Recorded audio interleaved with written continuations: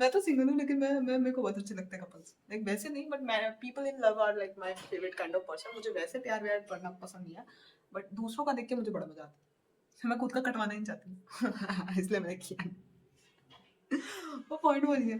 Point ये है कि मुझे ऐसा लगता है प्यार का सबसे प्योरेस्ट फॉर्म है selflessness. If you are selfless about someone, if तुम्हें दूसरे की केयर करना अच्छा लगता है, अगर तुम्हें दूसरे को प्रॉब्लम देख के ऐसा लगे ना कि भैया मैं इसको प्रॉब्लम में नहीं देख सकता, चाहे लड़की मुझे कभी जिंदगी में हाँ ना बोले, चाहे लड़की मेरी लाइफ से आज ही चली जाए, लेकिन अगर इस लड़की पे कोई भी प्रॉब्लम आई और ये मेरे पास आएगी तो मैं जाऊंगा। या फिर कोई लड़का है और उसको देख के तुम्हें लगता है कि मैं इसके लिए करना चाहती हूँ selflessly, then you are in love. और मुझे ऐसा लगता है जब तक तुम्हारी लाइफ में एक रॉन्ग पर्सन नहीं रहेगा, तब तक तुम्हारी लाइफ में राइट पर्सन ही होगा। जब तक तुम्हारी आदित्य की पहली गर्लफ्रेंड नहीं भागी थी, उसको भी गीत के बारे में नहीं समझ में आता, ठीक है। और अगर तुम्हारी लाइफ में अंशुमन है, wait for your Aditya. Even Anshuman को लाठी मार दो, बीसी मार दो यार, क्या समझ है रॉन्ग पर्सन। गधा तो गधा ही रहता है। जिंदगी में गधों को तो रखना ही नहीं चाहिए। अगर किसी भी लड़के को देख के लगे कि ये मेरे को डिजर्व नहीं करता, तो मुंह पे मना करो, भाई नहीं करता तू मेरे को डिजर्व। देखो, please please please normalize this thing to say someone that you are not capable of loving me in the way I want to be feel loved.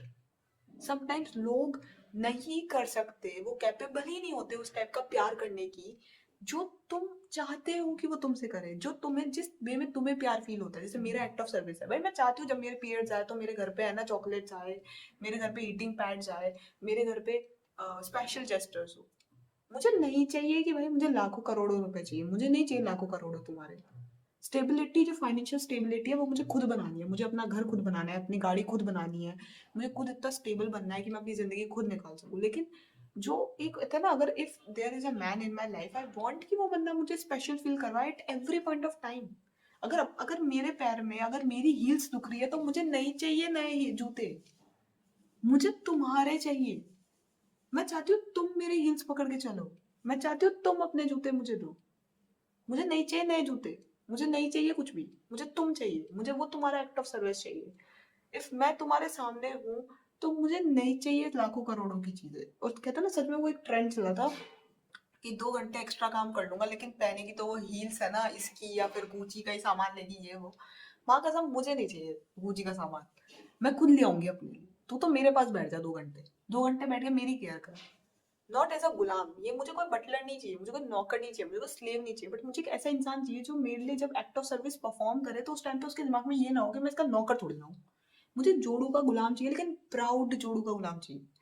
कि भाई लिटरली मुझे अच्छा लगे उसके लिए काम करना, जिसको अच्छा लगे मेरे लिए काम करना, जिसको खुशी हो जब वो मुझे देखे कि यार मैंने कुशा के लिए काम किया, मैं कुशा को घुमा के लेकर आया, मैं कुशा के लिए ये हूँ, मैं कुशा के लिए इंपॉर्टेंट हूँ।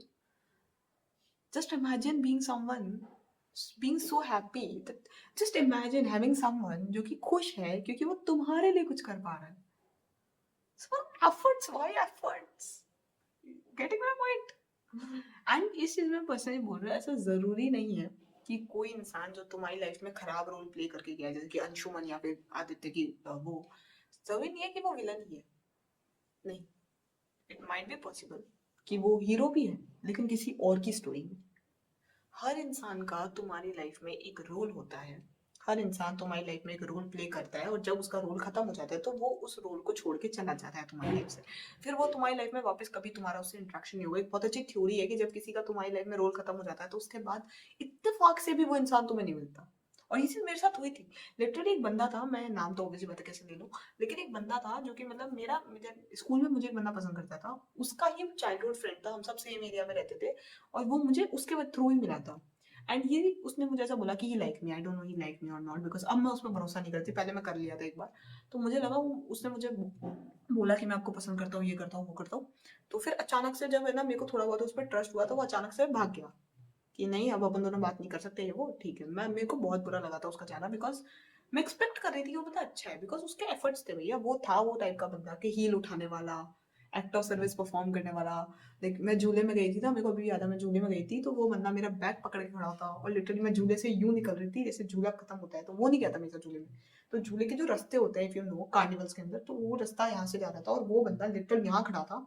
और अब मैं झूले के उस रास्ते से निकल रही हूँ, वो मेरे बगल में खड़ा है और मेरी बातें सुन रहा है, और मतलब मेरी साइड साइड से निकल रहा है। मतलब मैं कैसे एक्सप्लेन करूँ, वो मोमेंट्स बहुत अच्छे थे। वो बंदे में एक्ट ऑफ सर्विस थी, वो केयरिंग था, ठीक है। तो ऐसा था। अब मेरे को उससे उम्मीद नहीं थी कि वो मेरे साथ ऐसा करेगा, मुझे अचानक से छोड़ के भाग जाएगा। लिटरली बता रही हूँ, उसके बाद मैंने घर वर भी छोड़ दिया उस एरिया में, सब कुछ हो गया। तो उसके बाद कितनी बार ऐसा मोमेंट हुआ कि वो बंदा मुझे नहीं मिला उसके बाद, मतलब घर छोड़ने के बाद ऐसा कई बार हुआ। मैं उस एरिया में भी गई, लेकिन मैं उसको नहीं देख पाई, और मैं देखना भी नहीं चाहती थी पर्सनली, क्योंकि अब मैं उसे नहीं देखना चाहती वापस, क्योंकि अब हो गया ना यार, अब उसने घंटादार तो कर ही दिया हम दोनों के बीच में जो गया। अब घंटादार होने के बाद अब क्या मतलब, अब हो गया ना कंड। तो बस ये वाली बात है। तो अब तुम इमेजिन तो करके देखो यार, कि मतलब जैसे कि जिस बंदे का रोल तुम्हारी लाइफ से खत्म हो जाता है वो वापस नहीं आता, और जिस बंदे का तुम्हारी लाइफ में रोल है वो अपना रोल प्ले कर रहा है। इस चीज को समझो। जो बंदा अंशुमन है या आदित्य की पहली गर्लफ्रेंड भी है, वो बंदा जरूरी नहीं है वो बुरा ही है। बस उसका रोल तुम्हारी लाइफ में विलन का है, इसलिए वो विलन का रोल प्ले कर रहा है। अगर उसका लाइफ में रोल हीरो का होता तो वो हीरो या हीरोइन भी हो सकती थी। तो don't take it as a negative way. जरूरी नहीं कि अंशुमन भी गलत ही था, अंशुमन कोई कंप्लीटली गलत भी नहीं था, ठीक है। अंशुमन कोई कंप्लीट गलत नहीं था। तुम अंशुमन की जगह होते तुम सही होते।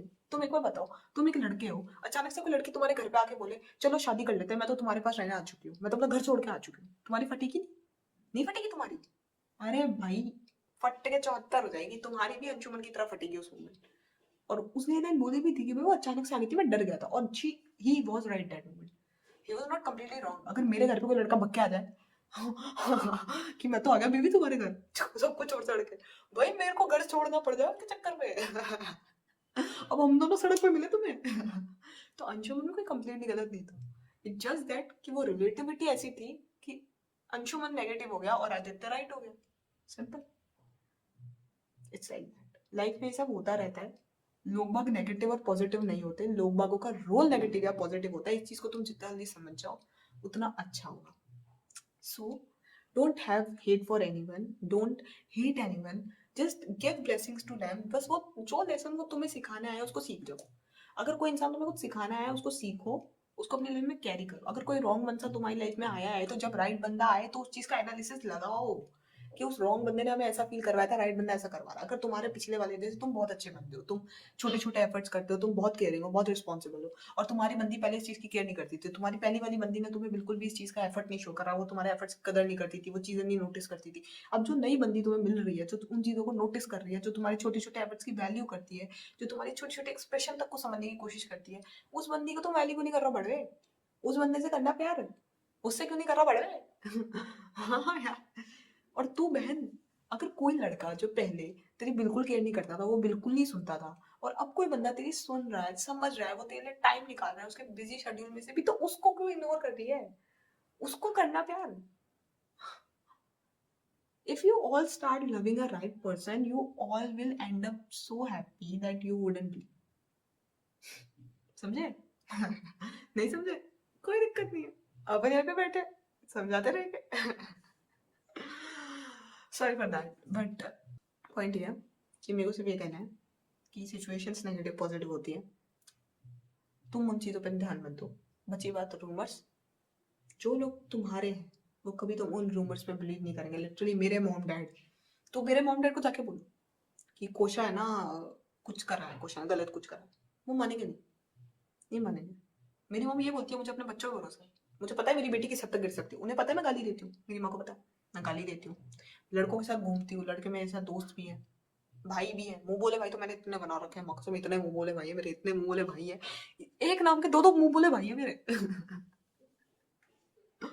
इतने मुंह बोले भाई है ना मेरे। मैं क्या, हर लड़के को एक्चुअली मेरे क्या एक प्रॉब्लम है कि मैं क्या है, भाई बोलने की मेरी आदत पड़ गई है। मैं जैसे ये भी मैं कॉन्सेप्ट समझाने वाली थी कि देखो लड़कियों, one message for you all, that अगर कोई लड़का तुमसे बात कर रहा है या वो तुमसे अच्छे से बिहेव कर रहा है, दैट डजंट मीन तुम पे लाइन मार रहा है। आई नो इट सीम्स कि मैं लड़कों की साइड ले रही हूँ, नो मैं लड़कों की साइड नहीं ले रही हूँ, लेकिन ये चीज़ मैंने भी पर्सनली फील किया है दैट कई लड़कियाँ ऐसी होती हैं जो अपने आप को थोड़ा सा मिस यूनिवर्स समझती है। उनको लगता है अगर कोई लड़का उनकी हेल्प कर रहा है तो वो उन्हें पसंद करते हैं, जबकि ऐसा नहीं होता। कई लड़कों को इतना अच्छा करा जाता है, इतना अच्छा उनको, इतनी अच्छी उनकी कहते हैं ना परवरिश जिसे कहते हैं, इतनी अच्छी उनकी, उनको इतना अच्छा घर वालों ने सिखाया होता है कि वो लोगों की केयर करते हैं, वो रिस्पॉन्सिबल होते हैं। And the people who are actually responsible ना, वो तुम्हें पे लाइन नहीं मार रहे, they are just being nice to you because they are taught for that, they are taught to treat you like that.